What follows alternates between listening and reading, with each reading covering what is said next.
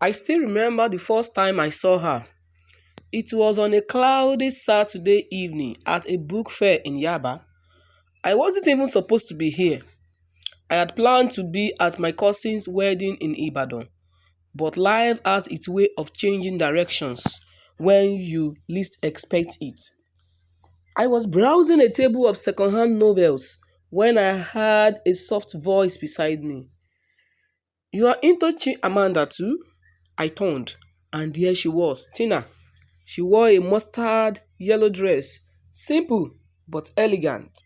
Her hair was braided neatly, and her smile had this calm, almost angelic glow. Something inside me shifted the moment our eyes met. I had never believed in love at first sight, but that day something changed. "Yeah," I replied, trying to sound casual. "She's one of my favorites. You?" "Absolutely. I have read half of A Yellow Sun 3 times." I laughed. "You are obsessed." She smiled wider. "Maybe, or maybe I just like good stories."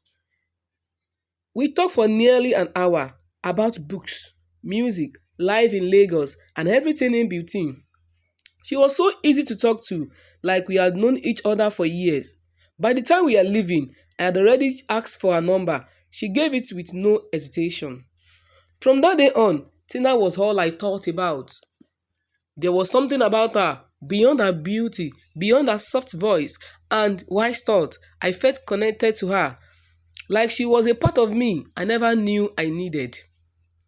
Weeks turned into months. We talked every day, and within 2 months, we were dating.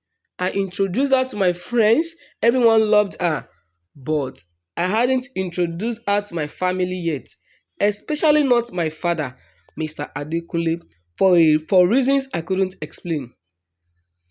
Tina had always avoided talking about her own family too, something I felt it off. But I don't care. I was in love, deeply, dangerously. And that was the beginning of everything. Tina and I had been dating for 3 months when I first asked her about her father. We were at apartment in Surulere, sharing a bowl of suya, and chilled malt. The night was quiet except for the occasional sound of buses and distant music from the street. I had just finished telling her a funny story about my dad, Mr. Adekunle, and how he once tried to fry plantain and nearly burned the kitchen down. She laughed, that soft laugh of hers that always made me smile. Then she went quiet. Her finger played with the edge of the suya paper. "You talk about your dad a lot," she said. "Yeah," I replied. He raised me. He can be annoying, but he is a good man." She nodded slowly. "You are lucky." I tilted my head. "What about your dad?" She stayed at the floor for a while, then looked at me with sad eyes. "Mom told me he died in a motor accident when he was pregnant of me." I sat up. "Oh, wow, I'm sorry." She struggled, as if trying to appear strong. "It's okay. I never knew him." Mom never talked much about him, just that he was kind and that they were married briefly before he died. I have never even seen his picture. I frowned slightly. "Not even one?" "No. Mom said it was too painful to keep these things." I nodded slowly, but something about that answer did not sit right with me. "Do you want to know more about him?" I asked. "Sometimes," she said quietly, "but I don't want to hurt Mom by digging. She already raised me alone. I owe her too much to question her past." That night, after I left Tina's apartment, her words stayed with me. A man who died in an accident before she was born. No pictures, no family stories, no name. Too clean, too neat, too hidden. I don't know then, but I had just scratched the surface of something deeper than either of us could imagine. And when the truth starts hiding, it usually has something to be afraid of.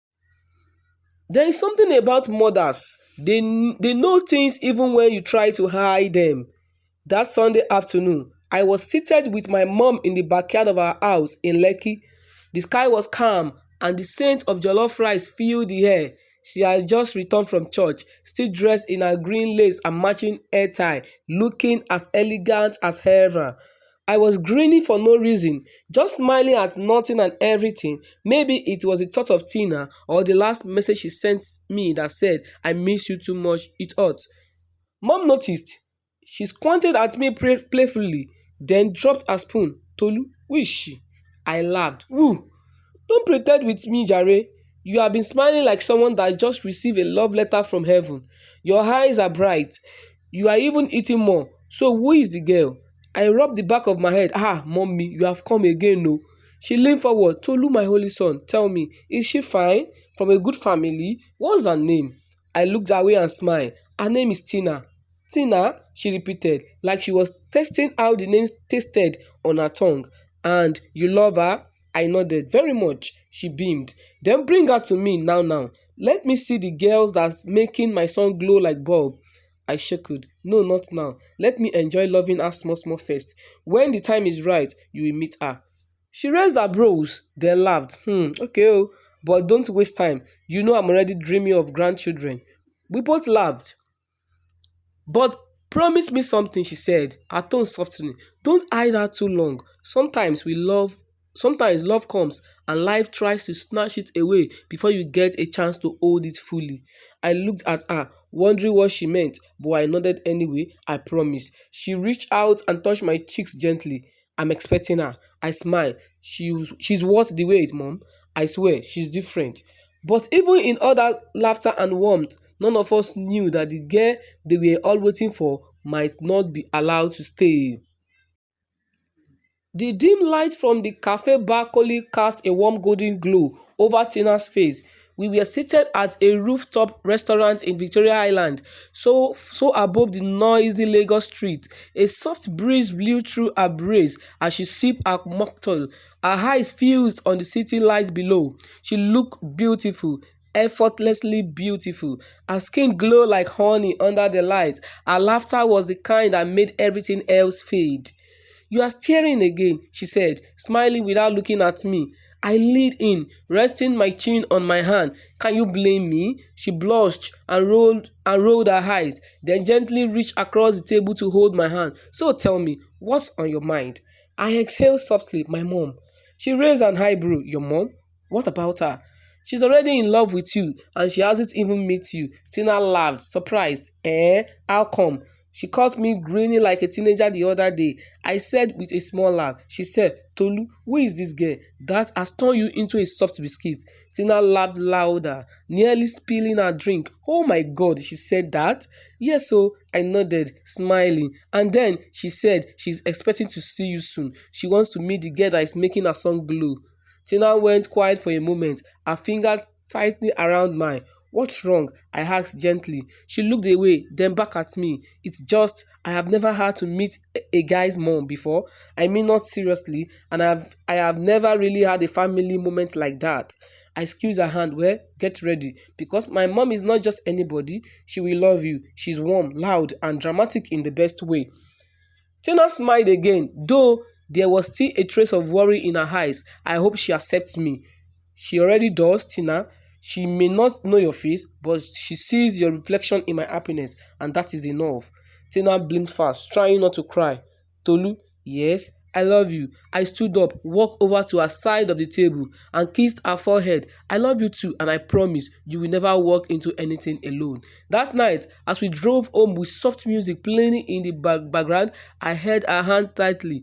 Neither of us knew the storm that was coming. But in that moment, love was enough. The day had finally come. Tina stood in front of the mirror, adjusting her simple sky blue gown. She looked stunning, elegant, yet modest, just the way she liked. Her palms were slightly sweaty, but she tried to stay calm. Tonight, she would finally meet Tolu's parents, and she wasn't going alone. Her mother, Grace, stood beside her, dressed in a deep green wrapper and blouse. She looked graceful and nervous at the same time. Are you sure about this? Her mother asked quietly. Tina nodded. You are all I have, Mom. Tolu said it's a family dinner. That means you too. Grace hesitated. Something in her eyes flickered with hidden fear, but she masked it with a smile, with a small smile. Okay, let's go. The drive to Lekki was quiet. Grace barely spoke. She stared out the window as if her thoughts were in a different decade. Tina did not notice. She was too busy imagining how lovely everything would be. Tolu met them at the door with a wide grin and gave Tina a warm hug. He nodded respectfully to her mother. "Good evening, ma. Welcome." Grace forced a smile. "Good evening." Inside the house, the atmosphere was warm. Chandeliers glowing softly, the smell of fried plantain, stew floating through the air. Mr. Adekunle came out from the hallway, greeted them with a wide smile. "Ah, our future daughter-in-law," he said, shaking Tina's hand gently. "You are welcome." "Thank you, sir," Tina replied, smiling nervously. And then came Mrs. Adekunle. She walked in from the dining area, dressed in a flowing cream gown. But the moment her eyes landed on Grace, everything changed. The smile on her face vanished. She froze. Then suddenly, her voice rose sharp and loud, slicing through the air like a blade. You, this woman again." Everyone froze. Grace's eyes widened in error. "Dorothy." Mrs. Adekunle pointed a trembling finger at her. 25 years ago, you stole my husband. You had sex with him and got pregnant. What are you doing here again? What do you want from us now?" "Mommy," Tolu shouted, confused. "What's going on?" Tina stood in place, stunned. "Mom, what's she talking about?" Grace covered her mouth as tears began to pour down her cheeks. "I don't know. I never thought. You never thought. I did see you again," Dorothy shouted. "You destroyed my home once, and now you bring your daughter to seduce my son. God forbid." Mr. Adekunle stood up in shock. "Dorothy, calm down." But it was too late. Grace grabbed Tina's hand. "We are leaving." "Mom, wait, what's happening? What's going on?" Tina asked, tears falling freely from her eyes. But Grace could not speak. She turned away and rushed out, dragging her daughter behind her. Tolu stood frozen in the living room, eyes wide, heart thumping painfully. Everything felt like a dream, a nightmare. How could this be happening? How could the girl he loved, the one he wanted to marry, he caught up in a story from the past that he never even knew existed? The dinner ended before it began, and all that remained was silence, questions, and broken hearts. The ride home was filled with heavy silence. Tina sat beside her mother in the car, staring blankly out the window. Her heart felt like it had been ripped open. The woman she trusted the most had been accused of something shameful and had said nothing in her defense. Miss Grace hands trembling on the steering wheel, but she did not speak. She could not. She could not. Her mind was already drawing in memories she had buried for 25 years. They reached the apartment in Surulere. The moment the door shut behind them, Tina snapped. "Mommy, talk," she shouted, her voice shaking with anger and pain. "Tell me what that madness was at Tolu's house. What did that woman mean? Why didn't you say anything?" Miss Grace sank onto the couch, covering her face with her hands, her body trembling as she began to sob. Tina stood over her, flinch twisted. Am I really his daughter?" Grace sobbed louder, then looked up, her eyes swollen with grief. "Tina, I never meant this to happen. I swear to you." "Then explain," Tina screamed. "Please, just explain." Grace wiped her face, took a deep breath, and began. "I was never married. 25 years ago, I was a young girl, barely 23. I had just finished school and was lucky to get a job as a personal assistant to Mr. Adekunle. He was a big man back then, rich, powerful, and charming. I admire him. I was naive." Her voice cracked. One night, it was just us in the office. It was raining heavily. We were working late. One thing led to another, and we crossed the line. We had sex. Tina breathed caught. She sat down slowly, her whole world starting to tilt. "I don't even know I was pregnant until a few weeks later when I told him." He was angry, scared. He said he couldn't keep the baby, that it would destroy his family and reputations. He offered me money, plenty of it, to get rid of you." Grace began to cry again. "I couldn't do it, Tina. I look at myself in the mirror and I couldn't. So I ran. I quit the job without notice and disappeared. I changed cities, got help from a distant aunt, and had you quietly." Tina's hands shook. "Why didn't you ever tell me? Why didn't you tell me who my father was?" Grace Grace sobbed harder. "Because I wanted to protect you. I thought if I stay away, if I give you a normal life, none of this would ever matter." Years later, I had the company crashed. The Adekunles relocated abroad. I thought they were gone forever. I never imagined you would meet their son, fall in love with him. Tina buried her face in her hands. So I have been in love with my own brother, she whispered. Grace, shut up. No, I don't know that for sure. He had a wife. Maybe you weren't the only woman in his life then. I don't know if he is your father 100%, but I fear he might be. That's why I froze when I saw his wife today. Tina sat there in silence. Her body still. Her mind was in chaos. Everything, her love, her joy, her dream, they were all tangled in a path she never chose. And for the first time since meeting Tolu, she did not know what to do next. Tolu sat alone in his room, his heart pounding like warm drums in his chest. Since Tina left his house crying with her mother, he hadn't even been able to breathe properly. The silence in the house felt like a prison. He replayed every moment, Tina's trembling hands, the shame in her mother's eyes, and the way his own mother had screamed with pure hatred. None of it made sense. None of it felt fear. He stormed downstairs into the living room where his parents sat, both quiet and tense. Mrs. Adekunle had been crying. Mr. Adekunle stared into space, expression unreadable. Tolu stood before them, trembling with emotion. I need answers, he said, voice cold and crackling. Now! His father looked up slowly. Tolu? Don't Tolu me, he snapped. I need to know if Tina is my sister. I need to know if I have been sleeping with my blood. Dorothy gasped, covering her mouth. God forbid. But Tolu did not flinch. Dad, look me in the eyes and tell me, did you sleep with her mother? Is there a chance she's your daughter? Mr. Adekunle ran his hand over his face and sighed. I don't know for sure. It was a long time ago, before you were born. I did have a moment of weakness, just once, with Grace. It was a mistake. Tolu's voice broke. A mistake that might have ruined my life. His father looked ashamed, but said nothing. Tolu turned to both of them, desperation in his eyes. You must do a DNA test for Tina. Immediately. I want the truth in my hands. I want proof. If you don't do it, he paused, shaking head. If you don't do it, I will disown both of you. Dorothy gasped. Tolu, don't say that. I meant it, he said, his voice steady with pain. I will cut myself off from this family. You will never see me again. His father stood up. Son, calm down. Let's not say things we will regret. No, I have already said it. And I'm not done. Tolu's eyes welled up. If I found that I have been in love with my own sister, if I've been kissing, touching her, making future plans with her while she carries your blood, Dad, his voice fell to despair. I would rather die than live with that shame. Dorothy cried out, holding her chest. Tolu, please, God forbid, don't talk like that. But Tolu did not blink. You both owe me this. You brought me into this mess. Now fix it.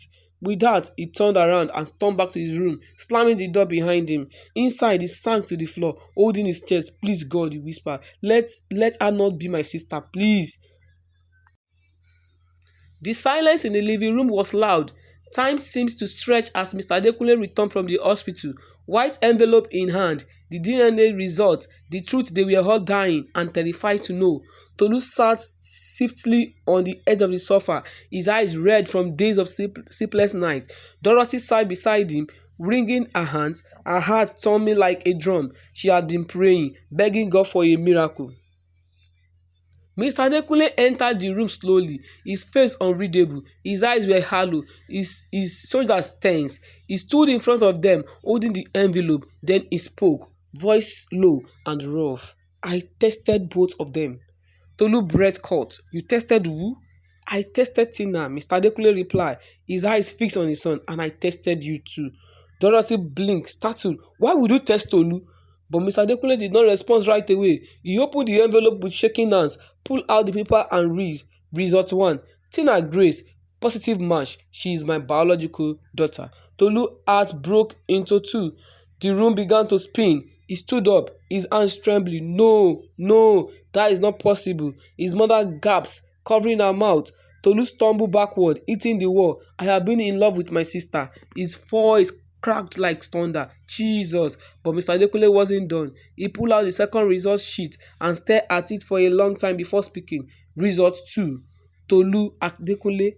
No biological relation to me. Dorothy eyes widened in error. What? Mr. Adekunle looked up slowly. Pain and betrayal etched deep into his face. Dorothy said, voice shaking. If Tolu is not my son, then whose son he is? The room went dead silent. Dorothy's lips parted, but no words came out. She stared at her husband, then at Tolu, and back at the test result. Adekunle, I can explain. Explain now, he growled, his voice shaking the house. You looked me in the eyes for 25 years. You let me raise a child that wasn't mine. Who is his father? Tolu stood frozen, his heart breaking for the second time in one night. Mom, what is he saying? Dorothy finally broke into tears. She collapsed into the sofa and began to wail. I don't mean for this to happen. It was just one mistake, just one night before our wedding.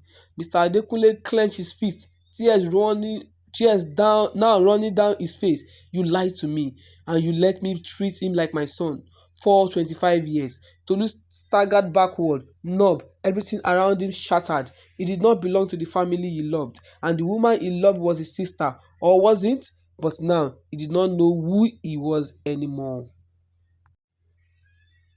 Tolu did not take anything with him, just his phone and the pain that was tearing his chest apart. He couldn't stay in that house a second longer. He ran. He did not know where he was going at first until his feet led him to the only place that ever gave him peace, his best friend, Sukomi house in Ogudu. Sukomi opened the door and saw him sweating, wide-eyed, trembling. Tolu, he asked, stepping back, what happened to you? Tolu did not answer. He walked him, collapsed on the couch, and stared at the ceiling like it had the answers he was dying for. Bro, he whispered, I think I'm going mad. For 2 weeks, Tolu did not go home. He did not even eat properly. He did not shower for days. He barely spoke. His thoughts ran in loops, sharp, painful, endless. Tina is my sister. No, she's not my sister, but my dad isn't my dad. Who am I? Who do I belong to? He wanted to scream, he wanted to break something, he wanted to disappear, and every single day Tina called, first once, then twice, then 10 times a day, but Tolu did not answer. He could not. How could he face her? How could he look into her eyes knowing their love story was built on confusion, pain, and secrets? Sekomi tried to help, to beg him to talk, to eat, to go home, but Tolu just stared at the wall. Is this how my life ends? He whispered. One night sitting alone in the dark. 1 minute I am in love. The next I am nobody's son. His chest tightened again. Tears streamed down his face. He clutched his foes and stared at Tina's missed call. Tina, he missed her, but he did not know how to talk to her without falling apart. So he just stayed quiet, and the silence between them grew heavier with every passing day. Tina hadn't smiled in 2 months. She moved around the house like a ghost, barely eating, barely sleeping, barely speaking. Her phone stayed closed, always charged, always silent. Not a single word from Tolu, not even a message. The pain was unbearable. Each time she remembered the look on his face that day at his parents' house, her chest tightening. And the worst part, she did not even know who to be angry with. Her mother for hiding the truth, Tolu for disappearing, or Faith for writing such a cruel love story. Miss Grace tried everything to reach her daughter. She cooked her favorite meals, brought her flowers, left apology notes on her door, but Tina did not respond. Not with words, not with looks. She could not even bring herself to call her mommy. It hurt too much. Then one night, Grace sat beside her daughter's door and broke down completely. I know I failed you, she whispered, through tears. I know you think I ruined your life. Maybe I did, but Tina, I swear, I did not do it out of wickedness. I just don't know how to tell you. I was scared. I have always been scared.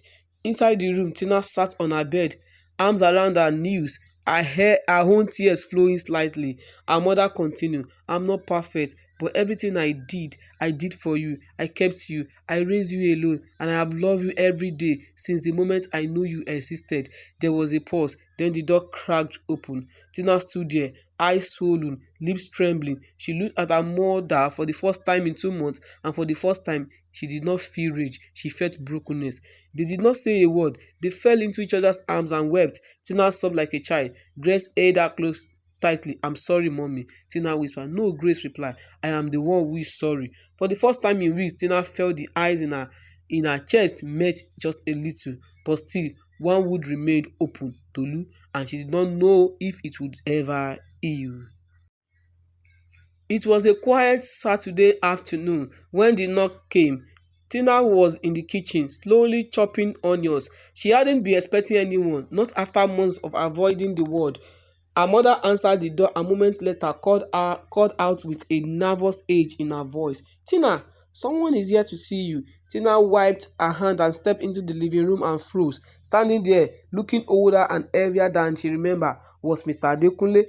Her breath caught in her throat. The man who had screamed at her mother like a bitter ghost from the past was now here in her home. He stepped forward gently, removing his cap with humility. Tina, he said softly, I am not here to bring more pain. I came to say I'm sorry. Tina did not move. Her hands were crossed tightly over her chest. Her eyes guided. Mr. Adekunle sighed. I never knew you existed. If I did, if I had known you were my blood, I swear I would have been part of your life. Tina's lips quiver. You almost destroyed my mother with your words. I know, he said, voice crackling. I was hurt. I felt betrayed, but I had no right to take it out on you. You are innocent in all this, and you are my daughter. Tears welled in her eyes. I also came, he continued, because of Tolu. Her heart skipped. He stepped closer. Tolu is not my biological son. Tina blinked. What?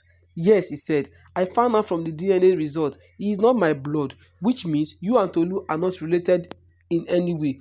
Tina's mouth parted. She staggered back onto the sofa, processing the word. He is not your son. No, but I raised him like mine, and I still love him like a son. But I also know how much he loves you. I have never see that kind of passion in him before. He was ready to abandon us, even take his life. That's how deeply he feels for you. Tina covered her mouth as her emotions threatened to pour over.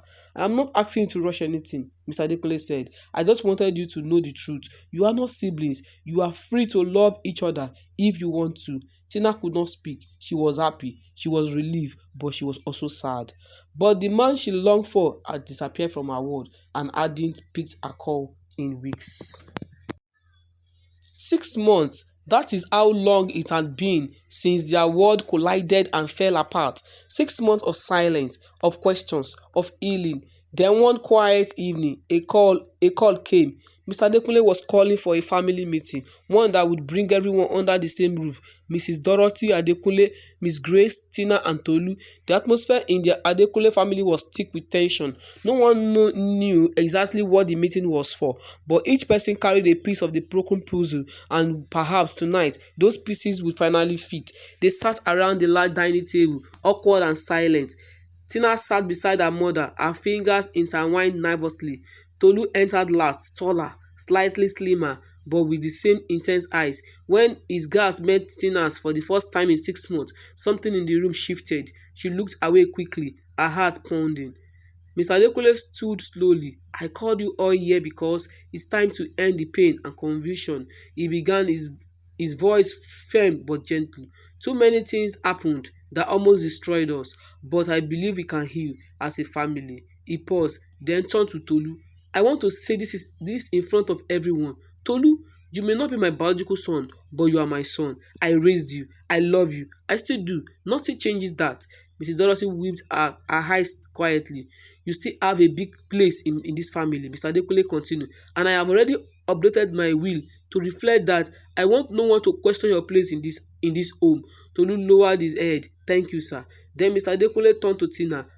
And you, my daughter, I'm sorry for everything. I hope we can rebuild what we lost before we even began. Tina nodded slowly, her eyes glistening. Then quietly, Mr. Adekunle sat down. A heavy silence followed until Tolu stood and turned fully to face Tina. The room stilled. His voice cracked. Tina, I'm sorry. Her eyes met his, and suddenly it was just the two of them, alone in a crowded room. I ran, he said, when I shouldn't stay. I shut you out when I should have held you close. But the truth is, I couldn't handle it. My world was crumbling. Everything I knew about my identity was gone. Tears rolled down her cheeks. I never stopped loving you, he continued. Not for 1 second. And I promise you today, I will never leave you again. Tina stood slowly. Her legs weak, but her heart was sure. She stepped forward and without another word fell into his arms. They hugged tightly, like two people who had found home after being lost in a storm. Then softly, he lifted her chin and kissed her. It was quiet, it was gentle, but it spoke volumes. A new beginning. And the rest of the family watched, not with judgment, not but with quiet hope. Because sometimes love survives even the most impossible storm. After the emotional moment between Tolu and Tina, the room grew quiet again. Emotions still danced in the air, unspoken thoughts lingering in the corners of the elegant dining room. Then Mrs. Dorothy Adekunle slowly stood up, her hands trembling slightly, not out of fear, but from the weight of the years, the pride, the hurt, the misunderstandings that had lived in her heart for so long. She turned to Miss Grace, who sat beside her daughter, tense and still unsure of her place in the room. Grace, Dorothy began, voice soft. I owe you something I never thought I did say. Grace looked up, her eyes weary. I owe you an apology. Everyone turned, surprised. Dorothy swallowed and continued. That day you walked into my house with Tina, I was furious, not just because of what happened in the past, but because I never truly healed. I held on to bitterness for years, blaming you for something I never fully understood. She paused, her voice glowing steadily. But today, after all we have discovered, I realize that life is more complicated than the stories we tell ourselves. And truth be told, you did not steal my husband. He made his own choice. And you raised a beautiful, strong, young woman alone. Tears welled up in Grace's eyes. Dorothy stepped closer. I judged you, Grace. I hated you, but now I see you were just a woman trying to survive like me. Silence filled the room as the two women locked eyes. Years of silence were melting between them. Can you forgive me? Dorothy asked, her voice barely above a whisper. Grace's lips quivered. She stood up slowly, nodding with tears trembling down her cheeks. I forgive you long ago, Dorothy. I was just waiting to hear this. And then, for the first time in decades, they embraced. Two mothers, two past, and one future. The family watched in horror, some wiping their eyes quietly. Tolu looked at Tina, gently squeezing her hand, and whispered, maybe, just maybe, everything's finally going to be okay. The room that once held so much tension was now filled with something new, peace. There was more secret. There was no more secret, no more shouting, no more running from the past. Mr. Adekunle sat back in his chair, his eyes tried but calm. He had done what needed to be done, reclaim his daughter, affirm his love for his son. He raised and mended the broken piece of a once fractured family. Mrs. Dorothy and Miss Grace sat side by side, no longer enemies, but mothers, bound by shared pain, motherhood, and forgiveness. And in the center of it all, Tolu and Tina, no longer tried by confusion or guilt, no longer asking what if or why us. They had found their way back to each other. The drama that once tore through their heart had come to an end. It did not mean everything was perfect. There were still emotions to process, conversations to have, and healing to continue. But they have something stronger now. True. Truth, love, and family, and that was more than enough. Tolu took Tina's hand and smiled. Let's go home. She looked at him, tears in her eyes, but this time they were happy tears. Yes, Yurisa, let's go home. Together they walked out of the house, leaving behind the weight of the past and stepping into a future they would build hand in hand. The storm was over and the sun was finally rising. The end. Thank you guys for listening to this tale, and I plead with us that we should please subscribe, like, comment on my YouTube channel. Thank you all.